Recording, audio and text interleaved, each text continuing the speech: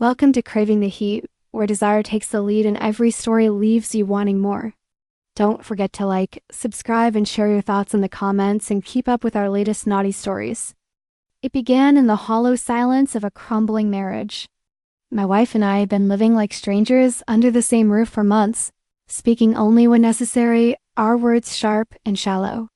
Nights were the worst we'd lie in the same bed. But with our backs to each other, the air heavy with resentment. Eventually, the inevitable happened. She filed for divorce, and I found myself in the fluorescent-lit lobby of a law office, clutching papers I never thought I'd hold. That was the day I met Rachel.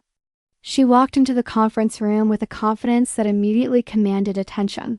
Sharp suit, hair pulled back, glasses perched on her nose, but it was her eyes warm, steady, quietly compassionate that disarmed me. She shook my hand firmly, studied my file, and said in a voice both professional and calming, "This won't be easy, but I'll make sure you come out of this with dignity and tact." At first, our interactions were strictly business. She'd sit across from me, explaining legal strategies, drafting letters, preparing me for the combative meetings ahead. But then there were the pauses, the quiet moments between paperwork where she asked personal questions. "How are you really holding up?" and listened with an attentiveness I hadn't felt in years. Slowly, I began to open up, not just about the divorce, but about the years of loneliness that had preceded it. She wasn't just listening as my lawyer.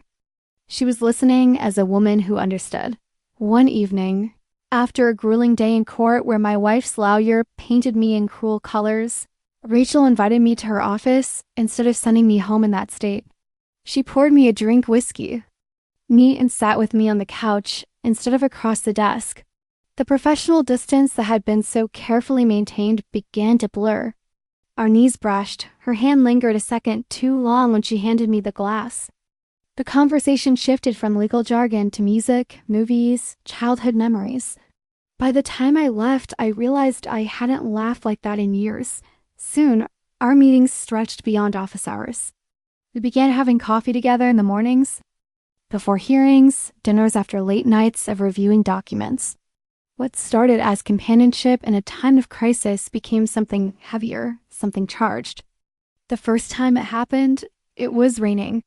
We'd just come from a tense negotiation session, both of us exhausted. She offered me a ride home, and when we pulled into my driveway, neither of us moved. We sat in silence, the sound of rain on, the windshield wrapping us in a cocoon. I turned to thank her, and she just looked at me, her eyes searching mine as if asking a question neither of us had the courage to voice. I don't remember who leaned in first, only that when our lips met, all the boundaries we tried to maintain crumbled in an instant. From that night forward, everything changed. Our professional relationship became a cover for stolen moments. I'd meet her at her office late, not to discuss documents, but to sit close on our leather couch, her heels discarded on the floor, my tie loosened, our hands tangled together. Like teenagers discovering something dangerous and irresistible. There was passion, yes, but also tenderness. She would trace the lines on my palm as if reading the story of my life, whispering that I deserved better than the years of neglect. I had endured, but the secrecy weighed on us. She was my lawyer, bound to represent me, yet here we were, breaking every rule. Sometimes, after we made love, she'd lie awake beside me, staring at the ceiling, whispering, "This could ruin both of us." Still, neither of us stopped. The connection felt too rare, too vital to walk away from. The divorce dragged on, ugly and relentless. My wife suspected something. She accused me once in court of already having someone new, but there was no proof. Rachel remained composed, her professionalism intact in front of others, though I could see the flicker in her eyes whenever she looked at me. We lived in a fragile world of late-night text, hidden touches, fleeting weekends stolen away in hotels. Outside the city, when the divorce was finally finalized, I felt both relief and fear. Relief that the chains of my old life were gone. Fear that without the excuse of lawyer and client, Rachel and I might be forced to confront what this really was. That night, I went to her apartment for the first time. not as a client, but simply as a man who couldn't stay away from her. She opened the door barefoot, hair down, all traces of her polished lawyer self gone. We stood there for a long moment, both aware that whatever came next would redefine everything. I stepped inside, and for once there were no boundaries left to cross, but love born in secrecy carries shadows with it. We were free, yes, but we were also marked by the way it began too fast, too close, too personal. Sometimes, even in her arms, I wondered if she would always question whether I was with her out of gratitude or true love. Sometimes, in my quieter moments, I wondered if I'd fallen for her because she had saved me at my weakest, or because I truly couldn't imagine life without her. I do know is that she gave me back a piece of myself I thought I'd lost forever, and though the world may never understand how it began, for us it was never about rules or roles. It was about two broken people finding something worth risking everything for after the divorce was finalized. Life felt strangely hollow at first. For months, every waking thought had been tied to court dates, negotiations, and the quiet tension of living in limbo. Now that it was over, I expected to feel liberated. But what came instead was an emptiness, a vast quiet that echoed inside me. The marriage that had once defined me was gone, and yet the pain of it lingered like an old wound that still throbbed even after the knife had been removed. Rachel sensed it. She always did. She had this uncanny ability to read me without words, to see the shifts in my mood before I could name them myself. That night when I went to her apartment, the night that was supposed to mark a new chapter, she poured 2 glasses of wine, and instead of pulling me into bed, she sat across from me on the floor, legs folded beneath her, eyes fixed on mine. "You don't have to pretend you're fine," she said softly. "Divorce doesn't end with a signature, it ends when you stop bleeding." Her words cut through me, and for the first time since it all began, I broke. I told her about the years of silence, about the nights I lay awake next to someone who didn't see me anymore, about the constant ache of being invisible. She reached out, slid her hand into mine, and just held it while I let everything spill. That night, we didn't make love. We simply held each other until sleep finally took us, and in that silence, I felt something deeper than passion. It was a kind of healing I hadn't thought possible. The weeks that followed weren't easy. At first, we tried to slip into a rhythm that resembled a normal relationship. Dinners in public, lazy Sundays in bed, mornings with coffee and newspapers spread out between us. But shadows followed us everywhere. Every time her phone buzzed late at night, I wondered if someone had discovered us during the divorce and was about to ruin her career. Every time we walked into a restaurant, I scanned the room, half expecting to see someone I knew who would run back with gossip. She carried her own fears too. What if colleagues found out? What if clients doubted her professionalism because of the choices she'd made with me? But despite the unease, there was something magnetic between us that neither of us could deny. It wasn't just desire, it was the way she'd curl against me on the couch, her head resting on my chest like she had finally found a place to exhale. It was the way she challenged me, reminding me of who I could still become after years of being diminished. For the first time in a long while, I felt seen, and that feeling was intoxicating. One weekend, she suggested we leave the city. She booked a small cabin by a lake, far away from the noise, the courts, and the memories. We drove for hours, and when we finally arrived, it felt like stepping into another world. The cabin was small, with a fireplace that creaked and a deck that looked out over still, glassy water. That night, after dinner, we sat outside wrapped in blankets, the air cool against our skin. She leaned into me and whispered, "I don't want to keep hiding.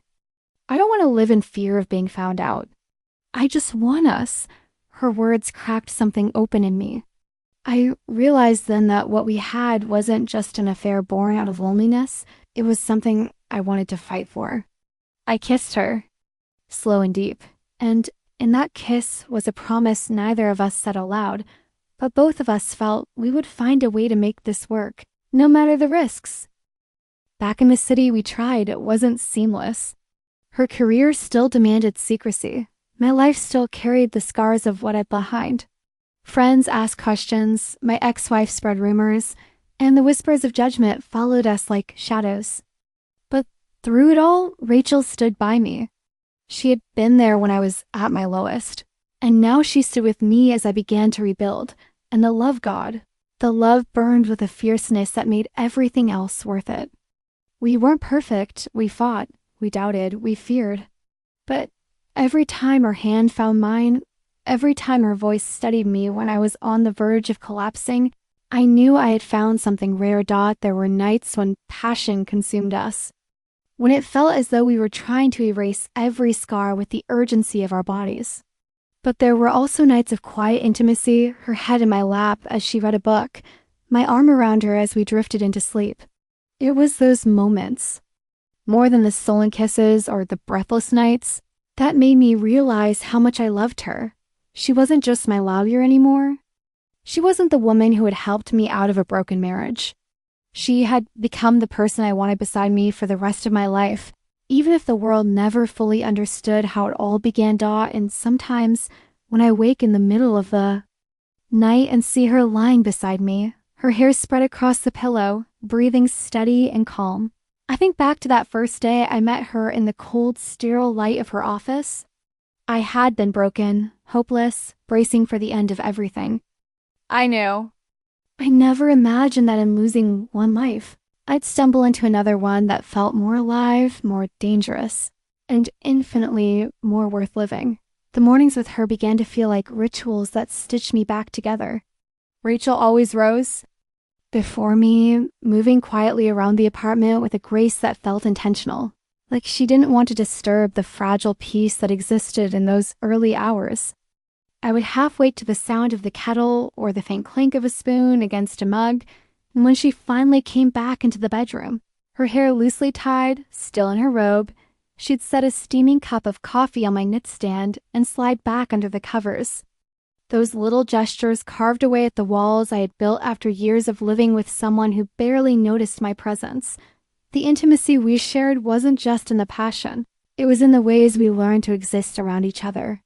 She'd laugh at my clumsy cooking, and I'd tease her about the way she always left half-finished glasses of wine scattered around the apartment. On evenings when I felt heavy with memories of my marriage, she wouldn't try to drown them out with false cheer. She'd just sit beside me, sometimes pressing her hand into my back, reminding me she was there. But there were also moments when the world intruded. My ex-wife hadn't taken the divorce gracefully. She called late at night sometimes, her voice sharp, dripping with accusations, demanding explanations for choices that were already behind us. I'd hang up, my chest tight, and Rachel would catch me pacing. Once, she took my hand mid-stride and said, "You don't have to keep carrying the weight of someone else's bitterness." She was right, but letting go of years of guilt wasn't easy. It came in pieces, like tearing old roots out of the ground. Our love, though, kept growing in ways I hadn't expected. There were nights we'd come home from dinner, and the air between us would thicken with a hunger we couldn't control. Passion burned fast, urgent, the kind that made the world blur until only the two of us existed. Yet, it wasn't always. Like that other nights, she'd fall asleep with her head on my chest, her breath soft and steady, and I'd lie awake just listening, thinking about how safe I felt with her, how much I wanted to protect this fragile thing we were building. The cabin trip by the lake became a turning point. We went back there again, months later, and this time the quiet wasn't just a refuge, it was a mirror. Away from everything else, it forced us to confront what we really wanted. I remember one night by the fireplace, her eyes reflecting the flickering flames when she asked, "Do you ever worry we rushed into this?" I thought about it, about how quickly what started as a professional bond had unraveled into intimacy, about how much I had leaned on her in my weakest moments. But then I really looked at her, and shook my head. "No," I said. "I think we found each other exactly when we were supposed to." She smiled then, and that smile felt like the most honest answer she'd ever given me.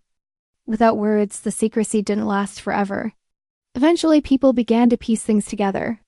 Whispers at her firm, sideways glances at gatherings when we showed up together.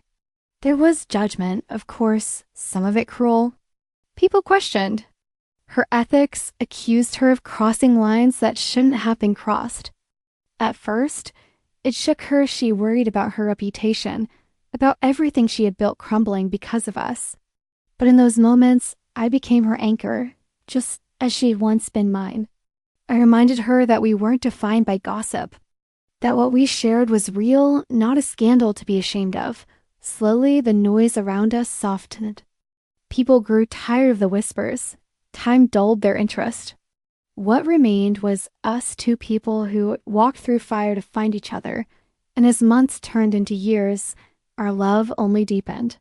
There were still nights of heated passion, the kind that left us breathless and tangled in sheets, but there were also new layers, quiet mornings spent reading together, long drives with no destination, the simple joy of making dinner side by side.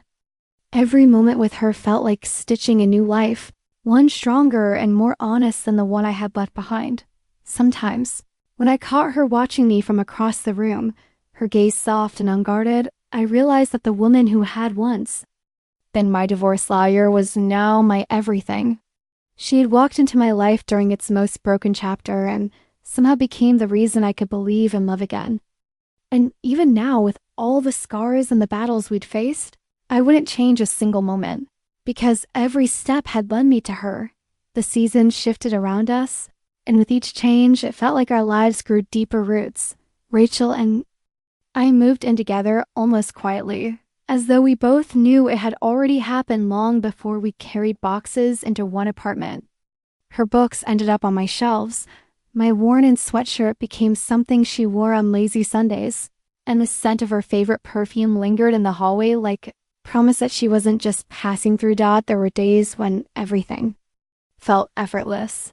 She had this way of slipping into my life like she had always been there, filling spaces I hadn't even realized were empty.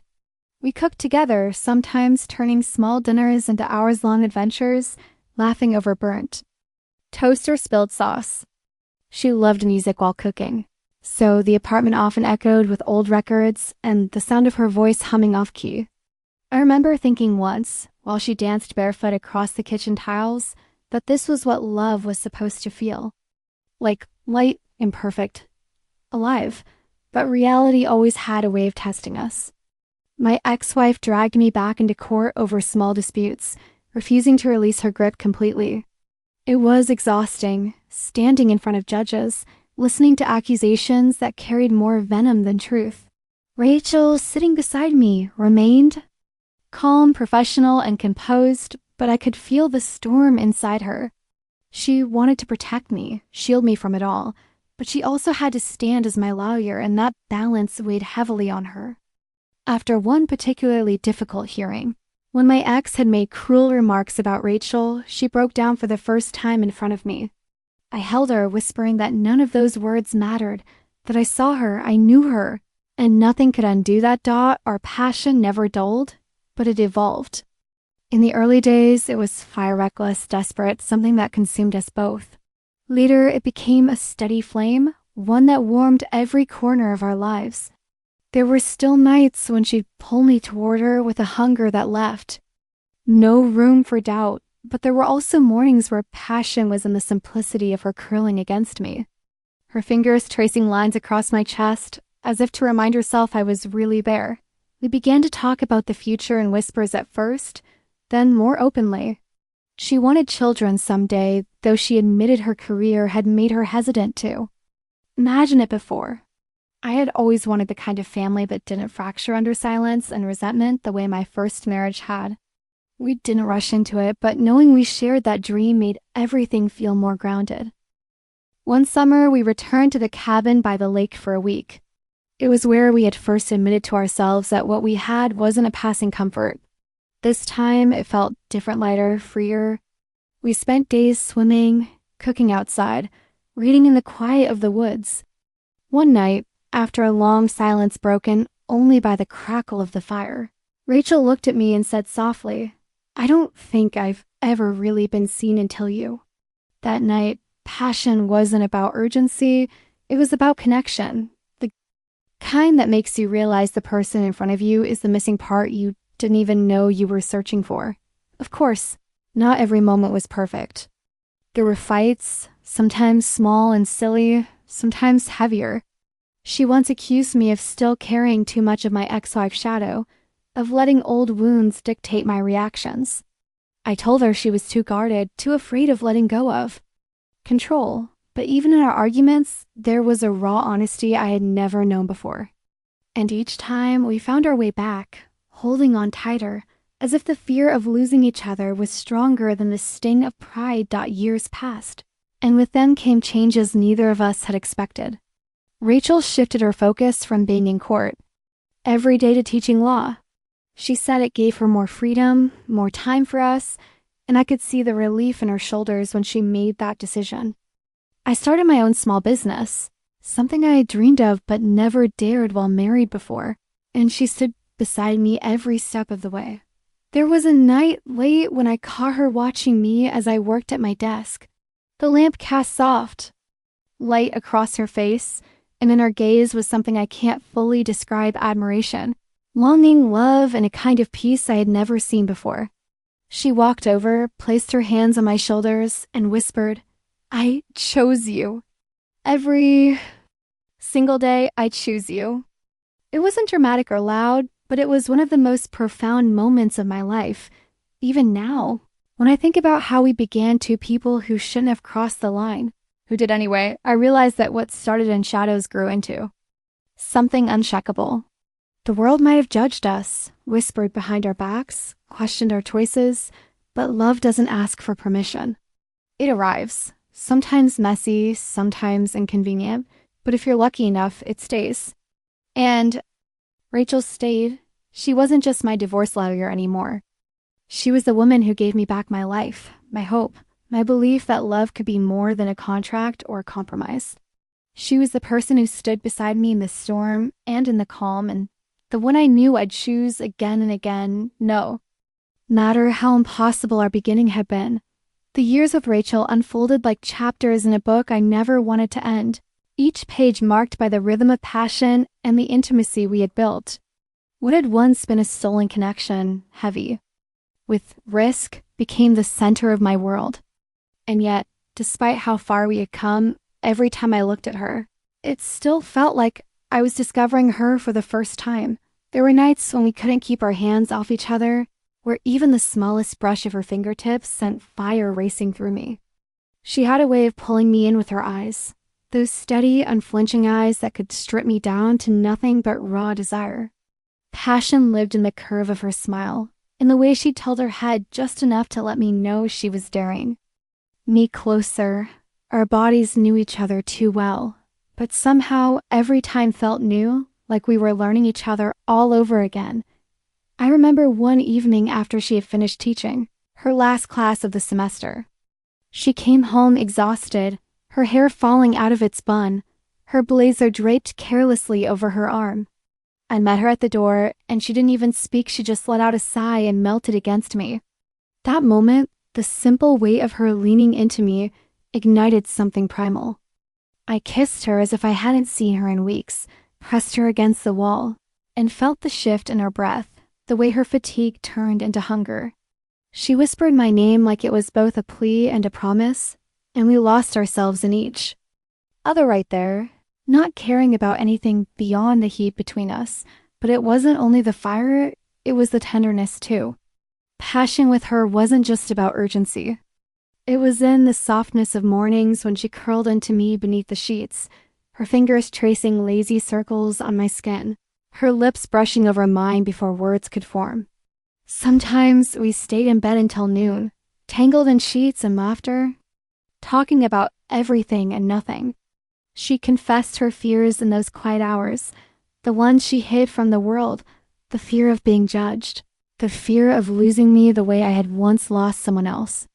Each time I kissed those fears away, telling her she was the only certainty I had ever truly known. Travel became our escape.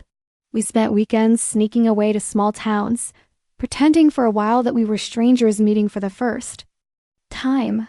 There was something intoxicating about those trips, the anonymity, the freedom to be just us, without shadows of our pasts. In hotel rooms with thin curtains letting in city lights, she'd pull me down onto the bed, laughter turning into moans. The outside world disappearing until the only thing that mattered was the press of her body against mine. The cabin by the lake remained our sanctuary. Each return deepened our connection, reminding us of where it had all begun. One summer night, after hours of swimming and drinking wine, we ended up lying on the wooden deck, staring at the stars.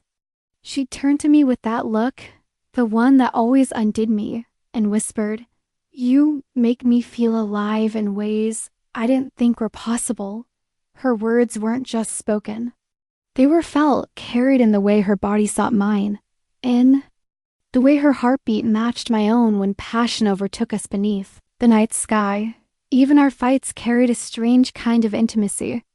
We'd clash, our voices rising, our tempers flaring, but it always ended the same way, with one of us pulling the other close, anger dissolving into a kiss that was far too fierce to be anything but love. Passion was our language, the way we stitched ourselves back together after unraveling. Time moved forward, but the intensity between us never faded. She would still send me messages in the middle of her day, small words that carried heat, thinking of last night, or simply "I want you." I'd rush home to find her waiting, eyes gleaming with the kind of desire that erased everything else. Our love wasn't quiet, it wasn't safe, it was consuming, and yet it grounded us in a way nothing else could. And through it all, I realized something. What we had wasn't just passion born from secrecy or rebellion. It was passion rooted in knowing each other so completely, in loving both the darkness and the light we carried. She had seen me at my weakest, my most broken, and still she had chosen me. And I'd seen her, the woman behind the allure, the one who craved not just respect, but to be adored, touched, cherished, and I had given myself to her fully. Years later, I can still recall the sound of her voice calling my name in moments where love and desire blurred into one, where passion wasn't fleeting but eternal. Rachel wasn't just my lover, wasn't just the woman who helped me escape my past. She was the fire that lit my life, the calm after the storm, the reason I finally believed love could be both wild and enduring.